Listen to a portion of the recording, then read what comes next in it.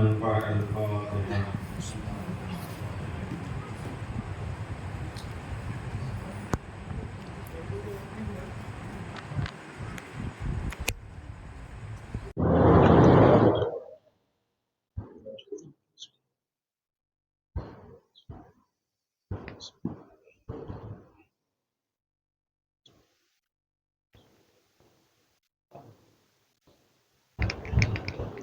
ما شاء الله لا قوة إلا بالله العلي العظيم. أعوذ بالله من الشيطان الرجيم. بسم الله الرحمن الرحيم.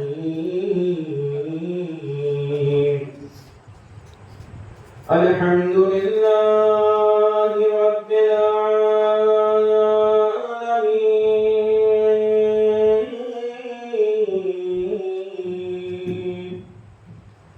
والجنة للموحدين، والنار للعاصين،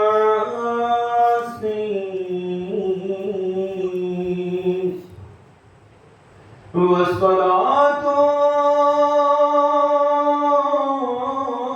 والسلام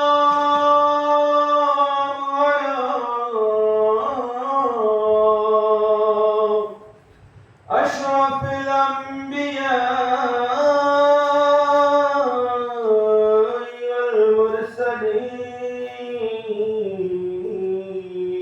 والمرسلين، وخاتم النبيين،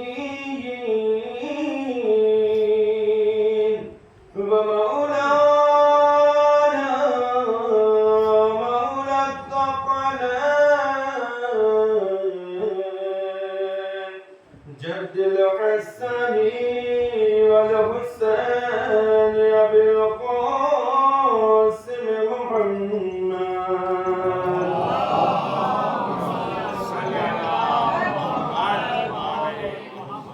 وآله الطيبين الطاهرين المعصومين المظلومين،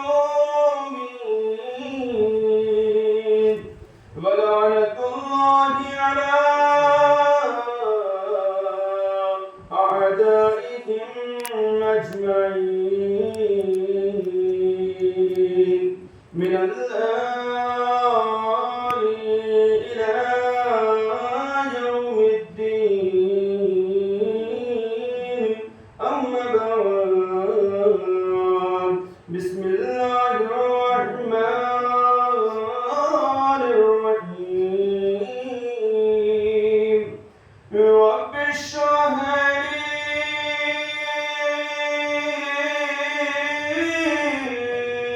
لي صدري ويسر لي أمري، واحلل عقدة من لساني يفقهوا قولي. وقال الله تعالى الحكيم في القرآن الكريم. بسم الله الرحمن الرحيم. فسبح بحمد ربك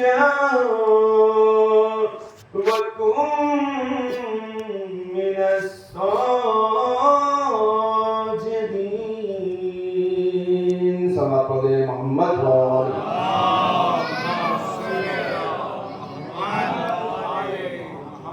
ایک اور صلوات پڑھیں مل کر محمد وآلہ.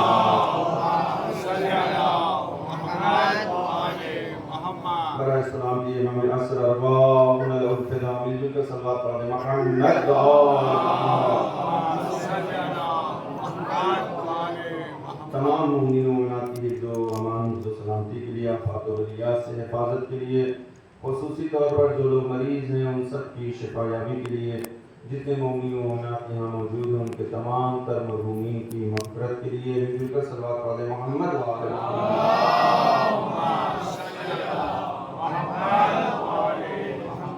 ارباب دانش معزز سامعین کرام، اہل علم حضرات، مجلس بعنوان شہادت سید الصابرین امام زین العابدین حضرت علی بن الحسین علیہ السلام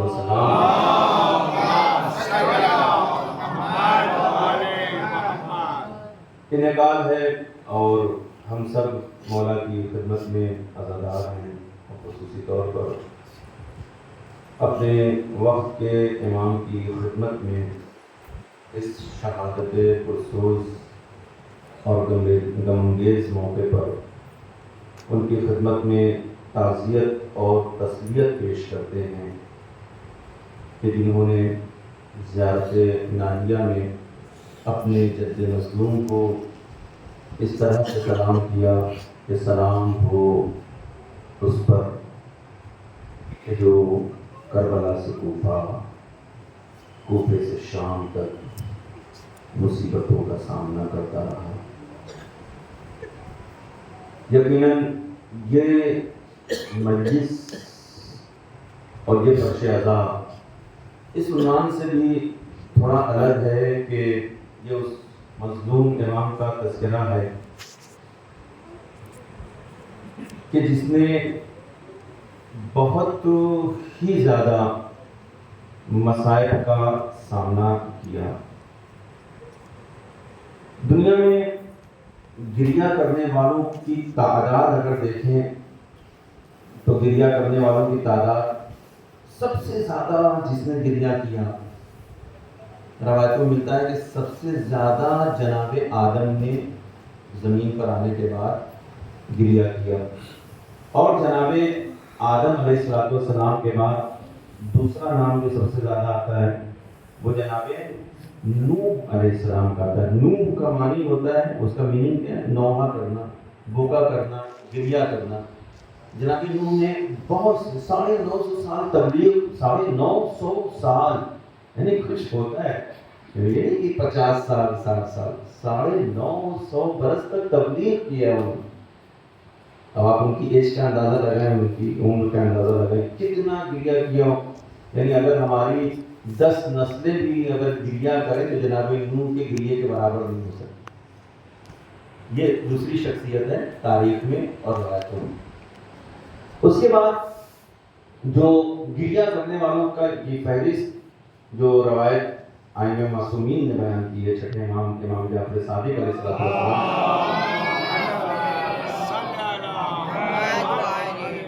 اس میں تیسرا نام جناب ایوب کا آتا ہے کہ جناب ایوب نے بہت ہی زیادہ گریہ کیا، اتنا گریہ کیا، اتنا گریہ کیا، اتنا گریہ کیا کہ آپ کی آنکھیں سفید ہو گئی اور آنکھوں کی بینائی چلی گئی، اتنا زیادہ آپ نے گریہ کیا۔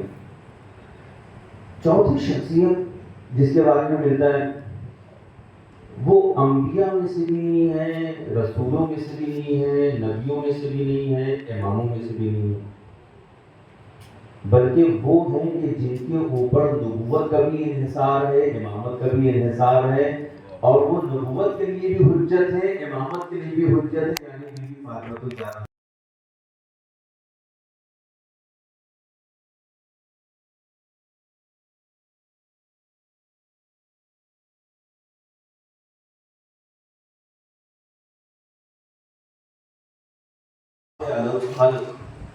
ہم حجت الہی ہے تمام مخلوق پر، وفاطمۃ حجت علینا، اور ہم اماموں پر اگر کوئی حجت الہی ہے، اللہ کی حجت ہے، تو وہ جناب فاطمہ الزہرا ہے، یعنی جناب زہرا سلام اللہ علیہا امامت کے لیے حجت ہیں۔ اب آپ تصور کریں کہ ان کی شخصیت کیا ہوگی، انشاءاللہ کوئی اس کو تفصیل سے بیان کیا جائے گا۔ دیکھیے وہ چوتھی شخصیت ہے دنیا کی جس نے سب سے زیادہ دنیا میں گریہ کیا، اور اپنے بابا کی شہادت کے بعد اور اس قدر گریہ کیا، اس قدر گریہ کیا، اس قدر آنسو بہائے آپ نے کہ جو پاس پڑوس کے لوگ تھے ان کو اتنا برا لگنے لگا کہ جو ہے جناب زہرا اتنا گریہ کرتی ہیں، دن میں گریہ رات میں گریہ. انہوں نے مولا کائنات سے آ کے آپ لوگ سنتے رہتے ہیں شکایت تک بھی کیا کہ علی جناب فاطمہ زہرا سے کہیں کہ جو وہ یا تو دن میں رو لیا کریں یا تو رات میں رو لیا کریں.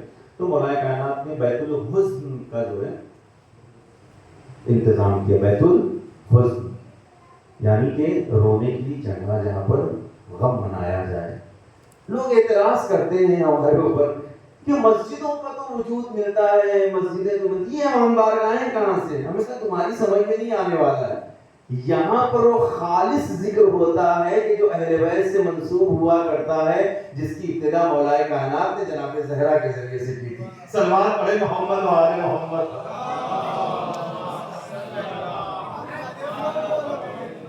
تمام گریہ کرنے والوں میں سب سے بڑی شخصیت اگر ہے، امام نے فرمایا کہ ان چاروں شخصیت میں بھی اچھا جناب ایوب کا گریہ کتنا مشہور. جناب ایوب 950 سال کی ایج ان کی جو ہے ان سے زیادہ کسی کا گریہ. ان تمام لوگوں میں بھی سب سے زیادہ اگر کسی کا گریہ ہے تو وہ بیوی جناب سیدہ سلام ہے. آپ ایج کا اندازہ لگائیں اور اس کے بعد کیلکولیٹ کریں آپ اور سوچیں کہ کتنا غم رہا ہو اہل بیت کی پوری لائف جو ہے نا. اہل بیت علیہ السلام کی پوری زندگی پوری لائف آپ کی جو ہے غم و اندوہ سے بھری ہوئی. اور یقیناً یہ میں ایک آرٹیکل پڑھ رہا تھا فرانس کے کسی جو شخص نے اس آرٹیکل کو لکھا تھا. اس کا یہ کہنا تھا کہ میں یہ حیران تھا کہ آخر انسان کے بال جو ہوتے ہیں بال سفید ہو جانا. ہمارے روایتوں میں نا کہ جو جناب فاطمہ زہرا سلام اللہ علیہ کے بال سفید ہو گئے. اچھا یہی وقت جو ہے جناب زینب سلام اللہ علیہ کہ جناب زینب جب مدینے سے کربلا آئی تھی اور جب کربلا سے واپس ریٹرن جو ہے مدینے پہنچی ہیں کتنا زیادہ کتنے دن کا فاصلہ تھا؟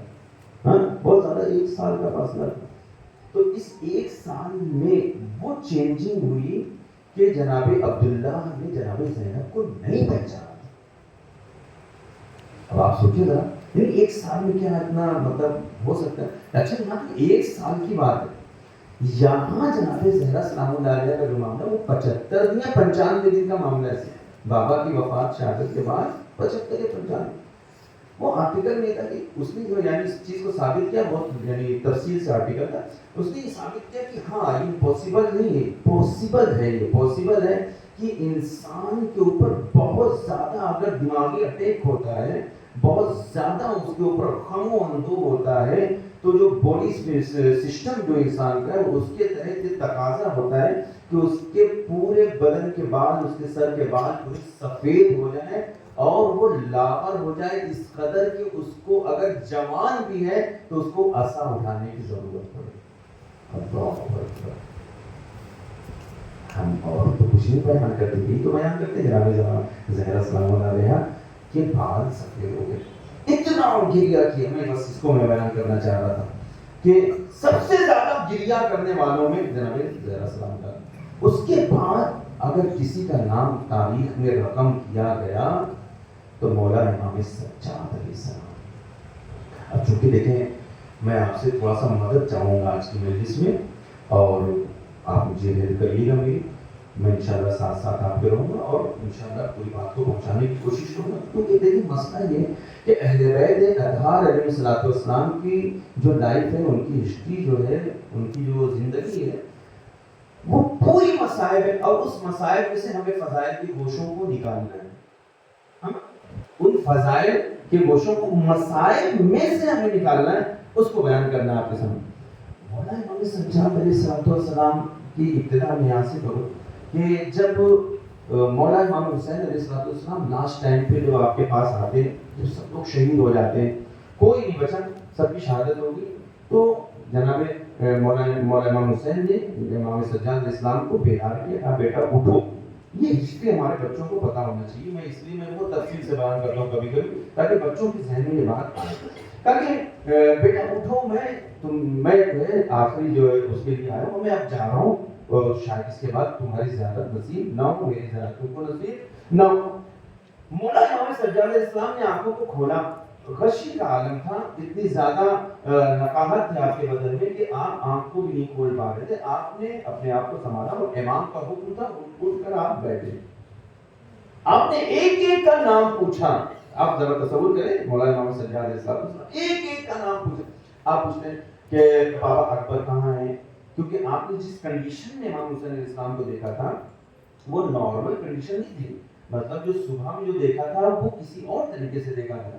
آپ کے لباس میں کوئی نشان نہیں تھا، کوئی داغ نہیں تھا، کہیں سے خون کا دھبا نہیں تھا، کہیں سے کوئی زخم نہیں تھا۔ ہاں، اس کو آپ مارک کریں، اس چیز کو دیکھیں، سوچیں آپ، کیونکہ امام سجاد علیہ السلام نے صبح میں جب مولا کو اپنے بابا کو دیکھا تھا تو اس طرح کی کوئی کنڈیشن نہیں تھی، نہ ہی آپ کے اوپر کوئی نشان تھے، نہ کوئی زخم تھے، کچھ نہیں تھا۔ ابھی جو دیکھنا ہے ظہر کے بعد، عصر سے پہلے کے وقت میں جب آپ نے دیکھا اس صورت میں، تو بالکل چہرہ بدلا ہوا ہے، چہرے پہ خون کا نشان ہے، کپڑے پہ جگہ جگہ خون کے دھبے پڑے ہوئے ہیں، جگہ جگہ زخم ہے بدن کی، وہ ساری چیزیں۔ بابا یہ صورتحال کیا ہو گئی، یہ کیسے ہو گئی، کیا اکبر نہیں؟ تو مولانا امام حسین علیہ السلام نے، اب دیکھیں انسان کو کس طریقے سے بات کرنا، کہا بیٹا نہیں، اکبر تو شہید ہو گیا، عباس نے کہا نہیں، عباس بھی شہید ہو گیا۔ تو مولانا امام حسین نے اس چیز کو جو ہے گیس کیا کہ جو ہے ابھی بیٹا میرا ایک ایک کا نام پوچھے گا اور اس کو زیادہ دکھ اور درد ہوگا۔ تو امام حسین نے جواب کیا دیا، آخری جواب، دو لوگوں کا نام پوچھا آپ نے، فوراً آپ نے کہا کہ بیٹا بس تم یہ سمجھ لو کہ مردوں میں تمہارے علاوہ میرے علاوہ کوئی نہیں بچا ہے۔ اب آپ اس کو دیکھیں، امام نے فرمایا یہیں سے یہ سمجھا دیا کہ بیٹا کوئی نہیں بچا ہے، سب شہید ہو گئے۔ اس کے بعد امام نے کوئی دوسرا سوال نہیں کیا۔ اب اس کے بعد امام تھے، بیٹے تھے، اور آپ کے یعنی امامت کا عہدہ بھی آپ کو ملنے والا تھا۔ آپ نے جیسے سب پر جہاد واجب، آپ پر بھی جہاد واجب ہے۔ اب یہ الگ بات کہ آپ جو ہے مریض کے اس وقت بیماری کے عالم میں تھے، تو لہٰذا آپ کے اوپر سے جہاد ثابت تھا، لیکن اپنا فرض آپ نے پورا کیا۔ اب میں میرے ساتھ یہ سے ہو جائے آپ لوگوں کہ اپنا فرض آپ نے امامت کا، اپنی ذمہ داری کا فرض جو تھا اس کو آپ نے پورا کیا۔ کہ بابا مجھے اجازت دیجیے، میں جہاد کرنا چاہتا ہوں۔ پھر محمد حسین علیہ السلام نے کیا پوچھا آپ سے؟ آپ نے پوچھا بیٹا یہ بتائیے کہ آپ جہاد اکبر کرنا چاہتے ہیں یا جہاد اصغر؟ اللہ اکبر، آپ جہاد اکبر کرنا چاہتے ہیں یا جہاد اصغر کرنا چاہتے ہیں؟ امام کے بیٹے ہیں، معذاللہ ہماری جیسی فکریں نہیں ہیں، امام ہیں، امام ہونے والے۔ کہا کہ آپ جہاد اکبر کرنا چاہتے ہیں یا جہاد اصغر کرنا چاہتے ہیں؟ کیا چاہتے ہیں؟ امام کو نہیں پتا تھا کہ جہاد اصغر کیا ہوتا ہے، جہاد اکبر کیا ہوتا ہے۔ کہا کہ بابا آپ سمجھائیے مجھے کہ جہاد اکبر کیا ہے، جہاد اصغر کیا ہے؟ کہا کہ بیٹا جہاد اصغر یہ ہے کہ میدان جنگ میں جا کر شہید ہو جاؤ، جیسے کہ سب نے شہادت کو پیش کیا۔ کہا پھر بابا جہاد اکبر کیا ہے؟ کہا کہ بیٹا جہاد اکبر میری شہادت کے بعد یہاں سے کربلا سے کوفہ، کوفہ سے شام، ماں اور بہنوں کو ننگے سر دیکھتے ہوئے جانا۔ امام حسین علیہ السلام نے جیسے ہی یہ بات کہی تو چوتھے امام علیہ السلام نے فرمایا بابا میں جہاد اکبر کرنا چاہتا ہوں، میں جہاد اکبر انجام دینا چاہتا ہوں، مجھے ایکسپٹ ہے، مجھے قبول ہے کہ میں آپ کی اس ذمہ داری کو آپ کے بعد نبھاؤں گا، اور اس پیغام کو کربلا سے نکال کر کوفے، کوفے سے نکال کر شام، شام کے دربار، شام کے بازار، اور پھر وہاں سے پوری دنیا تک اس کو عام کروں گا۔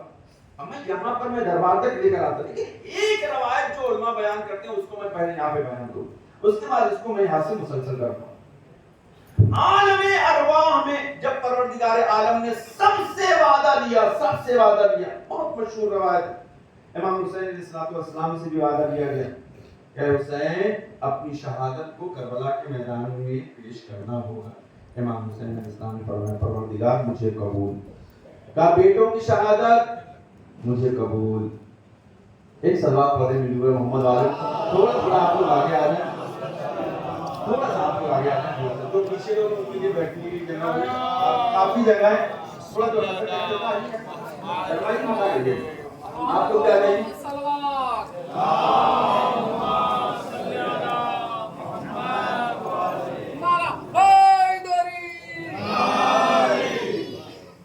ایک اور بھی کا صلوات پڑھتے محمد وعلیہ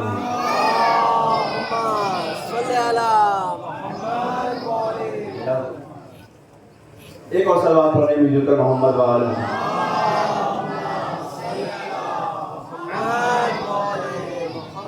اب اس روایت سے اس روایت کو منسلک کرتے ہوئے اس کو جوڑتے ہوئے کہ امام حسین اسلام سے یہ بات ہے کہ اچھا آپ کی شہادت صرف نہیں ہے، آپ کی شہادت کے ساتھ ساتھ آپ کے بیٹوں کی بھی شہادت ہے، اسے قبول کہتے ہیں وہ بھی مجھے قبول ہے۔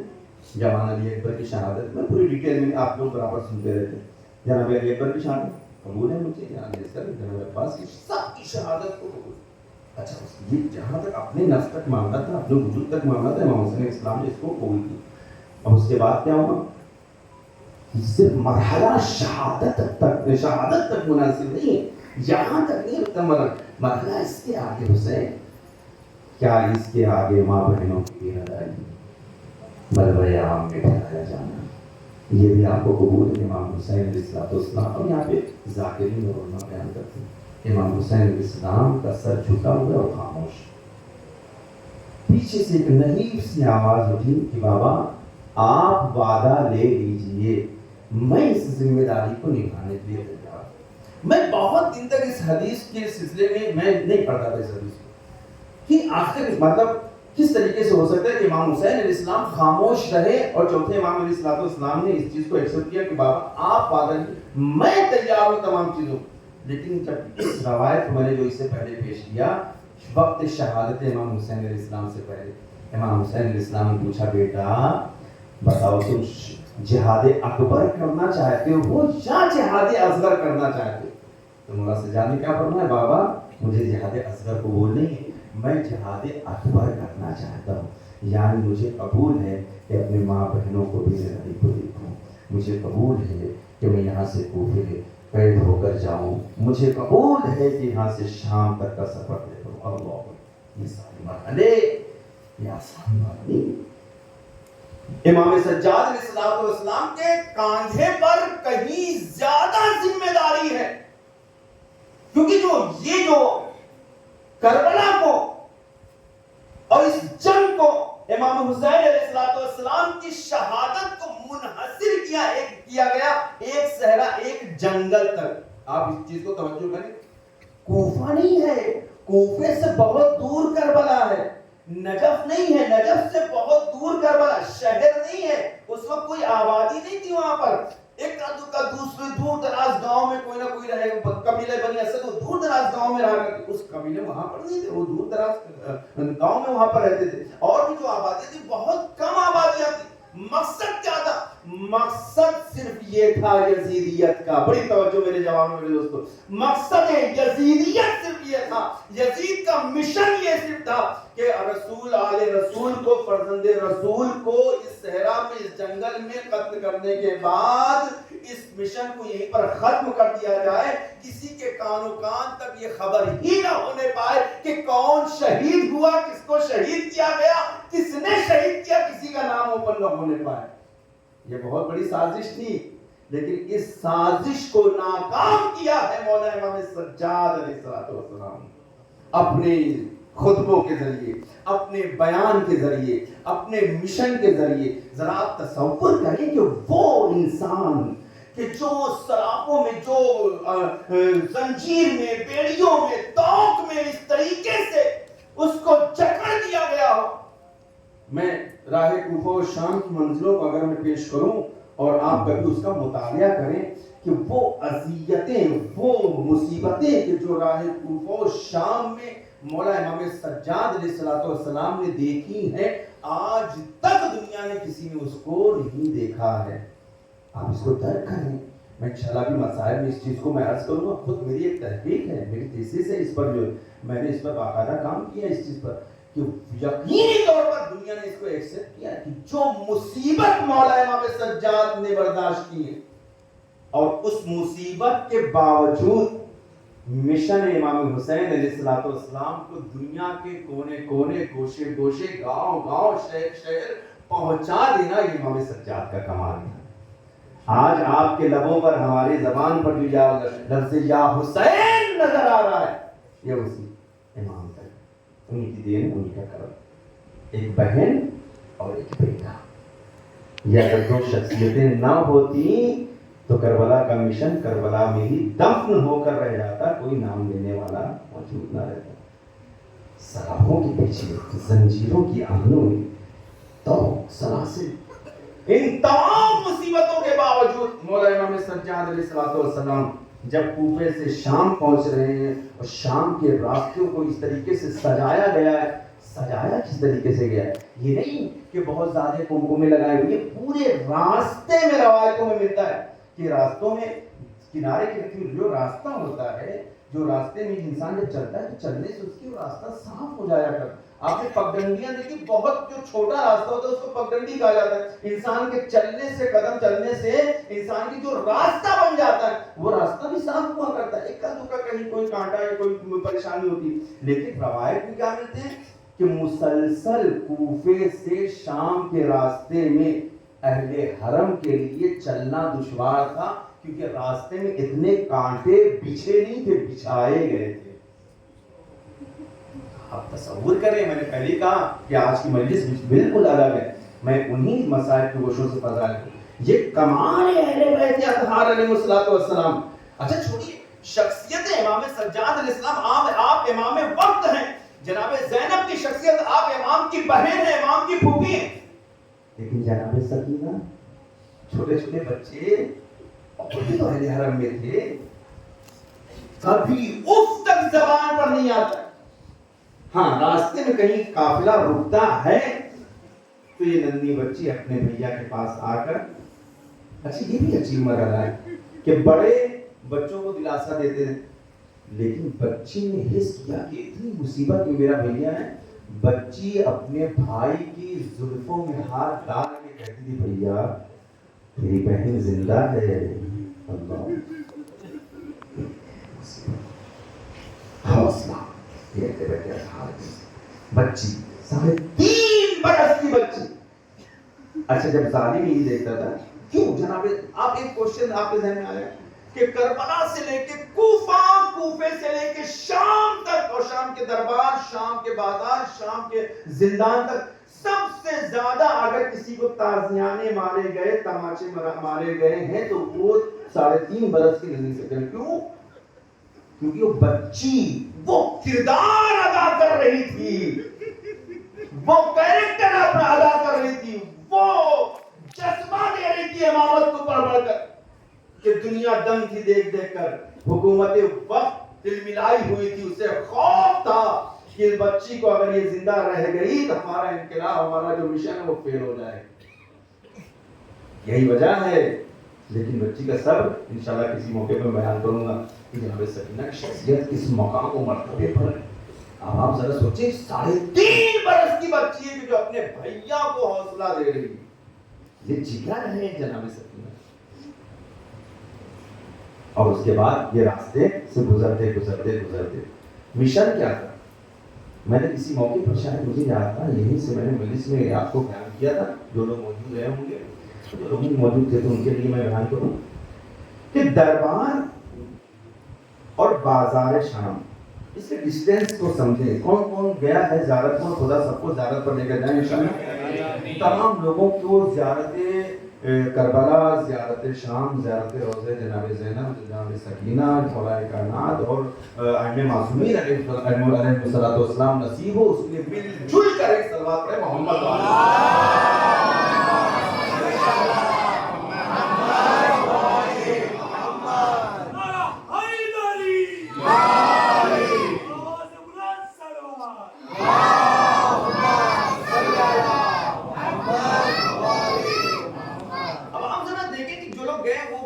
بہت قاعدے سے اس کو جو انہوں نے دیکھا ہوگا اپنی آنکھوں سے وہ بیان کر سکتے ہیں۔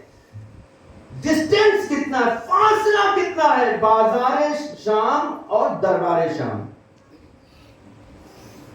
کتنا ڈسٹینس ہوگا؟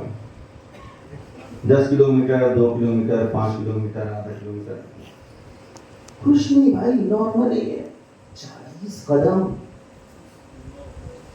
کتنا؟ 40 قدم.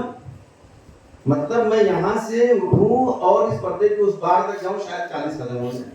اس سے زیادہ تو نہیں ہوگا. تھوڑا اور بڑھا لیا کہ اس سے زیادہ ہوگا. بڑے بڑے قدم اٹھایا میں, اس سے زیادہ تو نہیں ڈسٹینس. لیکن روایت کیا کہتی ہے؟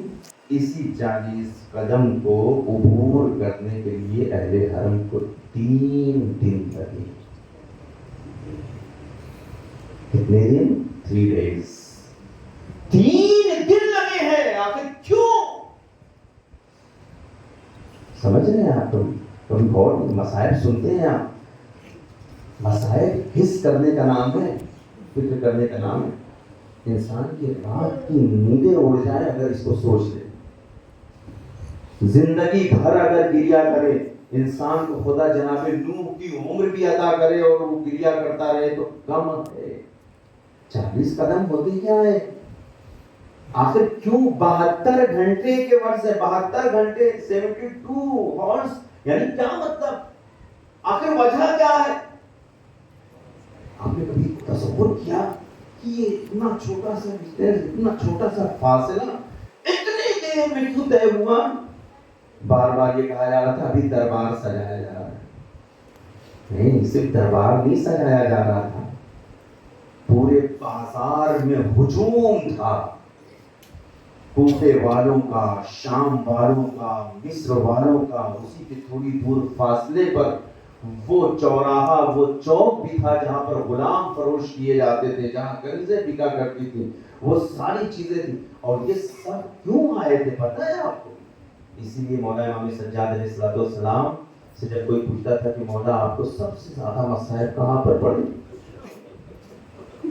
اب آپ اس جملے سے آپ سمجھیے گا, مولا کہتے تھا شام شام شام. بولا شام ہی کیوں, کربلا بھی تو, کوفہ بھی تو.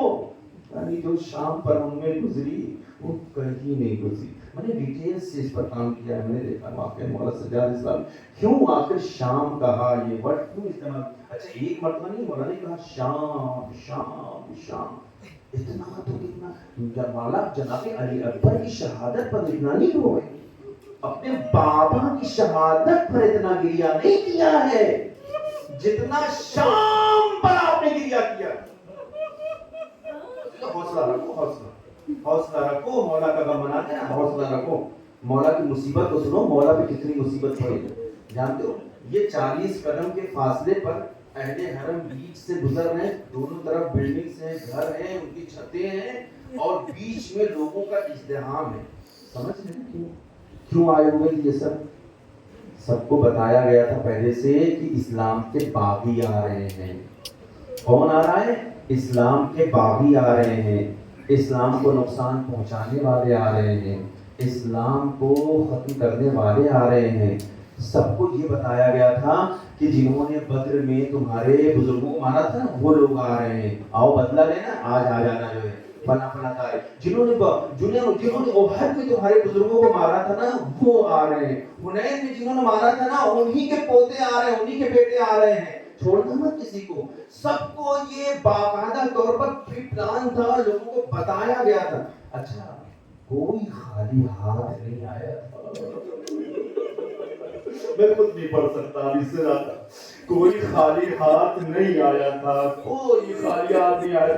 کسی کے ہاتھ میں ڈنڈے تھے, لکڑیاں تھی, بھالے تھے, نیزے تھے, ہر کوئی نہ کوئی ہتھیار لیے ہوئے تھا. یہ 40 قدم کا فاصلہ 3 دن میں کیسے گزرا تھا آپ کو پتا, تصور کر سکتے ہیں؟ ہر ایک کی خواہش ہوتی تھی ایک مرتبہ میں اپنے بزرگوں کا بدلہ لے لوں, ایک مرتبہ تو نیزہ مار دوں. ہزاروں کی تعداد میں سجاد اکیلا.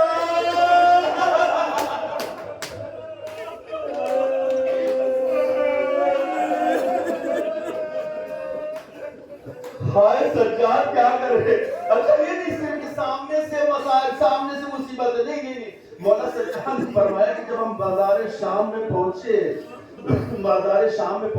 ابھی میں بازار شام میں ہوں, بازار شام میں جب ہم پہنچے تو یہ صرف نہیں کہ مجھ پر سامنے سے اٹیک ہو رہا تھا، پیچھے سے اٹیک ہو رہا تھا، نہیں، ہم پر اوپر سے بھی اٹیک ہو رہا تھا. عورتوں کو سمجھایا گیا تھا، عورتیں باقاعدہ کھولتا ہوا پانی ہم پر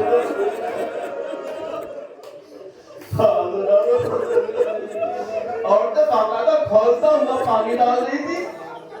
اور جن کے پاس فرصت تھی نا، 3 دن کا ٹائم تھا نا، تو آگ جلا جلا کر انگار کا ماتم کرتے ہیں نا. صبح میں آگ روشن ہوتی ہے، رات میں تقریباً جا کر موقع ہوتا ہے آگ کا ماتم کرنے کے لیے. لوگ پوچھتے ہیں آپ آگ کا ماتم کیوں کرتے ہیں؟ ہم کہتے ہیں آگ کا ماتم ہم کرتے ہیں، آپ کو تکلیف کیوں نہیں ہوتی ہے؟ ذرا تصور کرو اس آگ کے شعلے کو جو مولا سجاد کے سر کے امامے پر آ کر گرا. سجاد کا ہاتھ کئیوں سے بنا ہوا ہے. سجاد وجل میں کہتے ہیں اس مصیبت کو میں یاد کرتا ہوں تو روح کانپ جاتی ہے. امامہ چلنے لگا.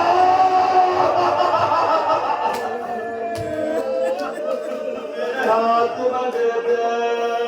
برداشت کرنا عزیزانو، برداشت کر لینا. شہادت کی شب ہے، یقیناً زہرا آئی ہوگی. میں کیسے ہٹاتا؟ امامہ نہیں ہٹا سکتا تھا. ایک روایت جو میں نے دیکھا، معتبر عالمہ نے بھی اس کو پڑھا. امام فرماتے ہیں کہ جب یہ بازار سے ہم دربار تک پہنچے ہیں نا تو میرا امامہ جل کر خاک ہو چکا تھا، سر کی کار جل رہی تھی. عزادارو، مولا سجاد دربار میں پہنچے. 3 دن لگ گئے عزادارو دربار میں پہنچنے میں. اب جب دربار میں پہنچے نا عزادارو، بس تھوڑی دیر میں آپ کو واقع میں تو بس آپ سے میں معذرت چاہتا، تھوڑی دیر میرے ساتھ ہو لیں. میں دربار کا ایک منظر پیش کر دوں، جتنا رونا ہوگا آپ روئیے گا، میں نہیں روکوں گا عزادارو، مجھے کریا کرنے سے نہیں روکنا ہے. ہاں بس ایک منظر دربار کا. دربار میں مولا سجاد پہنچے. ایک مرتبہ مولا نے نظروں کو اٹھا کر دیکھا، 700 کرسی نشین بیٹھے ہوئے ہیں. یہ 700 کرسی نشین کون تھے پتہ ہے؟ یہ 700 کرسی نشین یہ شام کے نہیں تھے، یہ مصر کے نہیں تھے، یہ بلکہ پوری دنیا کے بلائے ہوئے وزیروں کو بلایا گیا تھا. پوری دنیا کے جتنے بادشاہ تھے، بڑے لیڈرز تھے، بڑے عہدیدار تھے، ان سب کو بلایا گیا تھا. اس لیے بلایا گیا تھا تاکہ یہ شو کیا جائے کہ اسلام ہمارے پاس ہے. ان لوگوں نے اسلام کے خلاف آواز کو بلند کیا، ہم نے ان کو قتل کر دیا، ان کے بزرگوں کو مار دیا، جو لوگ بچے ہیں ان کو بھی مارنے کا پلان ہے. یہ کوئی زندہ رہنے والا نہیں ہے. اللہ اکبر، اللہ. دربار غیر کا ہے، حکومت غیر کی ہے، پیسہ غیر کا ہے، دولت غیر کی ہے، سب غیروں کا ہے، یہاں کوئی اپنا نہیں ہے. ایسے موقع پر مولا سجاد کی کھنکھناتی ہوئی زنجیریں. ایک مرتبہ جب حاکم شام یزید لعنت اللہ نے یہ کہنا شروع کیا کہ ہم کو خدا نے فتح نصیب کی ہے. یہاں جناب زینب کا بھی خطبہ ہے، لیکن مولا سجاد کی باتوں کو میں پیش کروں. مولا سجاد نے اپنے خطبے کو بیان کو پیش کیا. اے خدا کے دشمن، تجھے یہ خوف نہیں ہے کہ تو کس پر انگلی اٹھا رہا ہے؟ ادھر سے جناب زینب نے آواز کو بلند کیا. اب جب جناب زینب، جناب امام سجاد کی آواز بلند ہوئی نا، یہ جو 700 کرسی نشینوں کو ان کو پڑھایا گیا تھا، سکھایا گیا تھا کہ یہ لوگ دشمن ہے، دین کے دشمن ہے، اسلام کے دشمن ہے. ایک مرتبہ سب نے کہا یزید تم نے ہمارے ساتھ دھوکہ کیا ہے. جو لوگ قید رہ کر بھی بولنے کی صلاحیت رکھتے ہو وہ غلط نہیں ہو سکتے ہیں. غلط تو ہے کہ تو ان کو اسیر کر کے یہاں تک لے کر آیا ہے. اللہ اکبر. ایک مرتبہ جب دوسرے خطبے کا موقع آیا ہے، مولا امام سجاد علیہ السلام نے جیسا خطبہ دینا شروع کیا، ایک مرتبہ حاکم کہتا ہے، یزید کہتا ہے، مؤذن کو بلاتا ہے، کہتا ہے جلدی بلاؤ، اذان دی جائے. تھوڑا سا صبر کرنا، بس ایک جملہ عزیزو. ایک کہتا ہے اذان دی جائے. ایک مرتبہ مولا سجاد نے دیکھا کہ اس نے اذان دینا شروع کیا. اللہ اکبر، اللہ اکبر. امام سجاد علیہ السلام نے کہا جل جلالہ، ساری کبریائی اس کے لیے، اشہد ان محمد الرسول اللہ. ایک مرتبہ اس نے رسول کی نبوت و رسالت کی گواہی دی. بس عزیزو، یہ جو اذان تھی یہ بے موقع اذان تھی کہ جو یزید نے اپنے دربار میں اپنے حوالی و موالیوں کے ذریعے سے کہلوایا تھا. یہی تو وجہ ہے کہ امام سجاد علیہ السلام نے اپنے بیان کے ذریعے، اپنے خطبے کے ذریعے سے بے وقت اذانوں اور بے وقت نمازوں کا وہی کلا کما کر دیا، وہیں پر اس کو ختم کر دیا، تاکہ رہتی دنیا تک جب بھی بے وقت اذانیں ہو تو اتنا سمجھ میں آئے یہ بے وقت اذانیں علی کی محبت میں نہیں ہے، علی کے بغض میں یہ اذانیں ہو رہی ہے۔ سلوات پڑھے محمد و آل محمد۔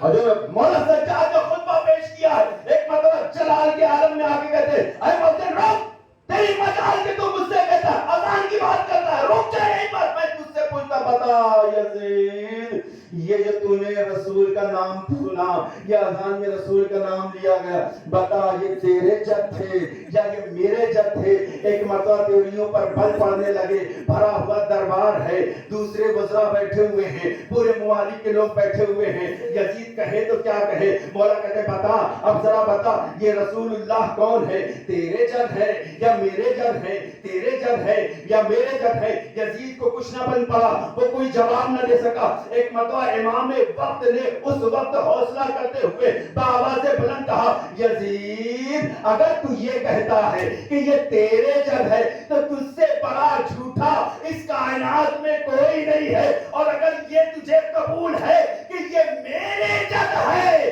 تو ذرا ان مجمع والوں کے سامنے بتا تو نے ہمارے جد کو شہید کیوں کیا؟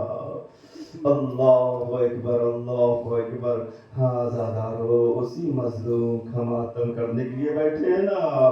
ہاں سجاد نے امامت کو بچایا، نبوت کو بچایا، توحید کو بچایا، بھرے دربار میں یزید کو ذلیل کیا، رسوا ہو گیا یزید۔ اور یہی وجہ لوگ کہتے ہیں کہ یزید نے چھوڑ دیا ہے، نہیں یزید نے کبھی نہ چھوڑا۔ یزید کا پلان تھا اہل بیت اطہار کو قتل کرنے کا، امام سجاد کو اسی دربار میں قتل کرنے جا رہا تھا، اس نے حکم دیا کہ امام سجاد کو قتل کر دیا جائے، لیکن قربان جائیں ہماری جانیں اس بہن پر، اس عقیلہ بنی ہاشم زینب پر کہ جو ایک مرتبہ سامنے آ کر کھڑی ہو گئی، یزید تیری مجال، تو مجھے قتل کر کے بیٹے کو قتل کرے گا، اگر قتل کرنا چاہتا ہے تو آپ پہلے مجھے قتل کر۔ بس جانتے ہو عزادارو جیسے ہی جناب زینب نے کہا کہ مجھے قتل کر، ایک مرتبہ یزید نے حکم دیا کہ زینب بنت علی کو بھی قتل کر دیا جائے، یہی بھرے دربار میں قتل کیا جائے۔ ایک مرتبہ زینب نے جیسے ہی اپنے قتل کا حکم نامہ سنا، ایک مرتبہ نظروں کو اٹھا کر دیکھا، ایک ضعیف کنیز فضا ایک مرتبہ بلند ہوتی ہے، وہاں سے اٹھ کر آتی ہے، زینب کے قریب آ کر کھڑی ہوتی ہے، یزید یہ میری شہزادی ہے، شہزادی اگر شہزادی زینب کو قتل کرنا ہے نا تو پہلے میرے لاشوں پر سے گزرنا ہوگا۔ ایک مرتبہ یزید نے کہا ان تینوں کو ختم کیا جائے، انہیں یہیں قتل کر دیا جائے۔ ایک مرتبہ فضا جلال کے عالم میں آتی ہے، اس مرتبہ کرسی نشینوں کو دیکھتی ہے، تخت پر نظر دوڑاتی ہے، تخت پر موجود حبشی غلاموں کو دیکھتی ہے، ایک مرتبہ حبشی زبان میں کہتی ہے اے غلاموں تمہیں شرم نہیں آتی مجھے پہچانا؟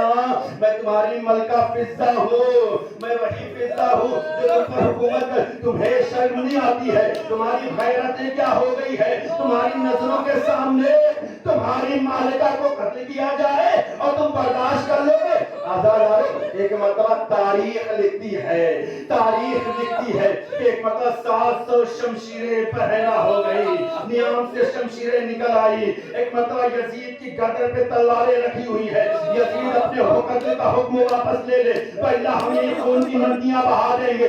آزادارو سنو گے، ایک مرتبہ یزید نے جب دیکھا کہ یہ عجیب انقلاب آ رہا ہے، ایک عجیب انقلاب آ رہا ہے، یزید نے کہا نہیں قتل مت کرو، چھوڑ دو انہیں، کوئی قتل نہیں ہوگا۔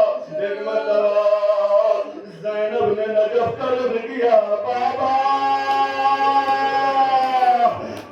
زینب اتنی بڑی ہو گئی، ایک قریب ارے اس کی مدد کے لیے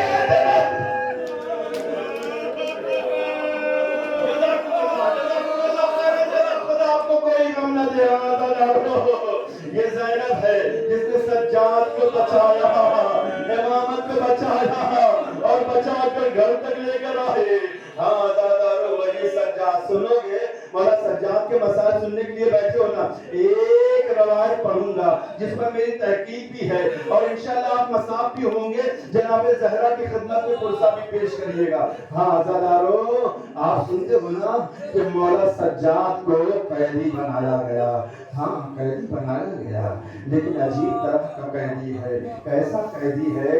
ہاتھوں میں زنجیریں ہیں، گلے میں طوق خاردار ہے، پیروں میں بیڑیاں پڑی ہوئی ہے، کمر میں لنگر ہے۔ اتنا ہی سنا نا آپ نے؟ کبھی غور کیا ہے؟ میں اپنے جوانوں سے کہوں گا انسائکلوپیڈیا میں آپ اس میں سرچ کریں اور اس کو دیکھیں کہ اس کے میننگز کیا ہوتے ہیں۔ اے عزیزو، مولا سجاد کا خطبہ ہے۔ مولا فرماتے ہیں یزید سے، یزید تو نے مجھے روم کے قیدیوں کی طرح سے کیوں قید کیا ہے؟ امام کا کوئی لفظ بھی حکمت سے خالی نہیں ہوتا ہے۔ امام نے کہا تو نے ہم کو روم کے باغیوں کی طرح سے، ان کے قیدیوں کی طرح سے کیوں قید کیا؟ میں نے جب اس پر ریسرچ کرنا شروع کیا تو دنیا میں سب سے زیادہ ظلم اگر کسی پر ہوتا تو وہ روم کے قیدیوں پر ہوتا ہے۔ جب وہ قیدی بن جاتا ہے نا تو پھر اس کے بعد زندہ واپس نہیں آتا ہے۔ اس کی کنڈیشنز کیا ہوتی ہے؟ انسائکلوپیڈیا میں دیکھیں، جو قیدی ہوتے ہیں روم کے، ان کی کنڈیشن کیا ہوتی ہے، ان کو کیسے قیدی بنایا جاتا ہے، ان کو کون سا ڈاؤ پہنایا جاتا ہے، کیسی زنجیریں ہوتی ہیں۔ بس عزیزو، اگر اس کو سمجھ لیا گھر تک روتے ہوئے جاؤ گے۔ جب تصور کرو گے نا عزاداروں، آنکھوں میں آنسو آئیں گے۔ جانتے ہو مولا سجاد کو کون سی زنجیر پہنائی گئی تھی؟ عزاداروں، گلے میں طوق تھا، اس طوق سے زنجیر نکل کے ہاتھوں میں آئی، وہ ہاتھوں سے ایک زنجیر نکل کر کمر میں آئی، کمر میں آ کر لنگر بندھا۔ اس لنگر اسے کہتے ہیں کہ جو زمین پر خط کھینچتا ہو، اس میں بھاری بھرکم پتھر لگا ہوا ہو۔ سنو عزادارو، تصور کیا آپ نے؟ بھاری بھرکم پتھر، یعنی قیدی چل رہا ہو تو اس پتھر کو کھینچتے ہوئے چلے۔ آپ نے کبھی غور کیا ہے؟ روایت سنتے ہو نا عزادارو، سر پٹک کے مر جانے کا مقام ہے۔ امام کے بارے میں روایت سنتے ہو نا عزادارو، امام کا کوفے سے لے کے شام تک سر کبھی بلند نہیں ہوتا تھا۔ دو وجہ بیان کرتے ہیں۔ پہلی وجہ یہ تھی کہ جب بھی سر اٹھاتے تھے، ماں بہنوں کے ننگے سروں کو دیکھتے تھے۔ ہاں یقیناً۔ دوسری وجہ سنو گے عزادارو، دوسری وجہ کیا تھی؟ یہ جو پتھر تھا نا، طوق تھا، یہ جو لنگر تھا نا، اتنا بھاری بھرکم پتھر تھا نا، سجاد میں سکت نہیں تھی کہ اس پتھر کے وزن کو اٹھا سکے۔ عزادارو، قیامت آ گئی۔ سجاد جب سمجھ نہیں پاتے تھے، بیمار نادوا سجاد جب کہیں سجاد ٹھوکر کھا کے گرتا تھا نا، شملہ آگے بڑھ کر نیزے مار ڈالا، سجاد چیخ کر بلند ہوتے تھے، پھوپھی اماں۔ میں نے پڑھ لیا اور آپ نے سن لیا آسانی سے۔ ہاں کبھی غور کرنا عزادارو، یہ جو پتھر تھے اس کو کھینچتے ہوئے، اے عزادارو جانتے ہو اس کا کنیکشن طوق سے ہوا کرتا تھا۔ انسائکلوپیڈیا میں جو روم کے قیدیوں کے لیے طوق کو بتایا گیا، وہ طوق ایسا ہوتا تھا جس میں خاردار ہوتا تھا، کانٹے نکلے ہوئے ہوتے تھے۔ ایک مرتبہ جب وہ گلے میں پڑ جاتا تھا نا، انسان کے مرنے کے بعد ہی وہ طوق کاٹا جاتا تھا۔ اے عزادارو، نیچے سے لنگر ہے، سجاد کا سر جھکا ہے۔ جب سجاد چلنا چاہتے ہیں، یہ طوق خاردار گردن میں بے وقت ہوتا جاتا ہے، دھوپ کی تپش سے گرم ہوتا ہے، آواز دے پھوپھی اماں۔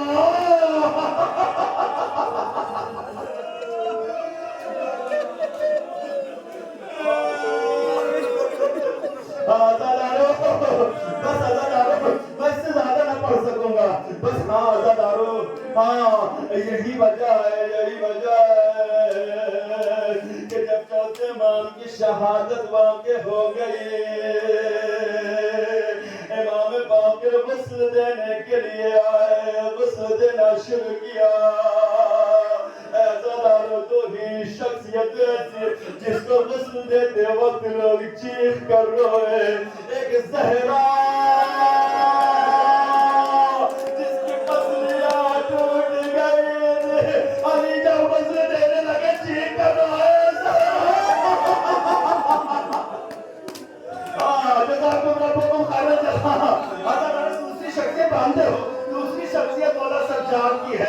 باپ کی شہادت ہو گئی نا، امام پاک نے پانی کو آمادہ کیا تو سمجھنا چاہتے جب شام سے رہا ہو کر آئے تھے، زنجیروں کو کاٹ دیا گیا تھا، توق کو کاٹ دیا گیا تھا، لیکن ہائے سجاد کی برباد، ہائے سجاد کے مسائل، ایک مرتبہ جیسے مولا امام باقر نے وزن دینا شروع کیا، گردن پہ ہاتھ بڑا چیخ مارے، آواز دی بابا، صحابی آگے بڑھے، ارے مولا رونے کا سبب کیا ہے؟ کہا نہیں پتا، مجھے تو اب نا بابا کے اب بھی اس سے خون نکل رہا ہے۔ خدا کوئی غم نہ دے، یقیناً جناب زہرا یہاں موجود ہوں گے، یقیناً امام وقت یہاں موجود ہوگا، ابھی آپ تابوت اٹھاؤ گے نا سردارو، اتنا سوچ کر اٹھانا، ایک غریب کا تابوت ہے، ایک بیمار کا تابوت ہے، ایک لاغر بیکس کا تابوت ہے، تراہستہ بدن جگہ جگہ سے زخمی ہے، سردارو، لیکن میں کہوں گا مولا سجاد، آپ کو غسل بھی دیا گیا، کفن بھی لایا گیا، تشییع جنازہ ہوئی، نماز بھی پڑھوئی، لیکن سجاد اپنے بابا پر زندگی بھر روتے رہے، اے بابا آپ کا لاشا بے گور بے کفن پڑا رہا، کوئی غسل دینے والا نہ تھا، اے بابا جوان سجاد موجود تھا، لیکن کفن نہ دے سکا، یہی وجہ کربلا سے جب گزرنے لگے، سجاد کا رنگ متغیر ہوا، زینب آگے بڑھی، اے سجاد آخر وجہ کیا ہے؟ سجاد نے کہا تمہیں اماں آپ نے ہی دیکھ دی، ظالموں نے کشتہائے نجیس کو دفن کر دیے، میرا بابا اب بھی بے گور و بے کفن ہے۔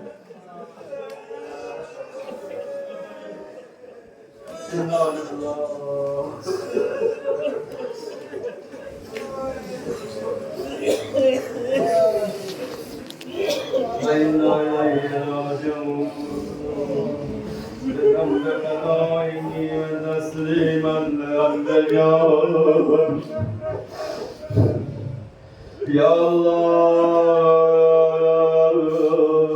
یا اللہ یا اللہ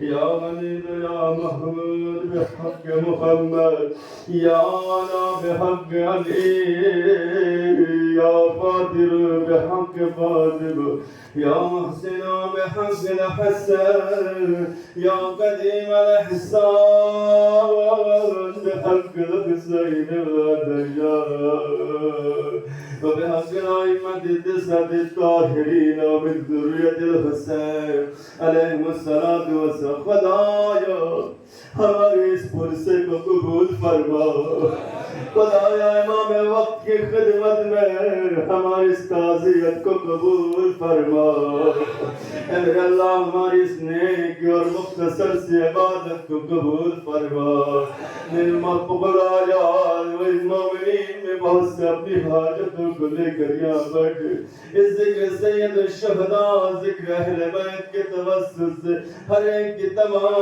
مشکلات و پریشانیوں کو دور فرما، اے میرے اللہ جہاں کہیں بھی شیعان حیدر کرار ہے ان کی عزاداری کو، شیعوں کو ان کی جان مال عزت و آبرو، ان کی ناموس اور بچوں کی حفاظت فرما، امام کے ظہور پر نور میں تاجیل فرما، ربنا تقبل منا یا انت السمیع العلیم، ماتم حسین یا حسین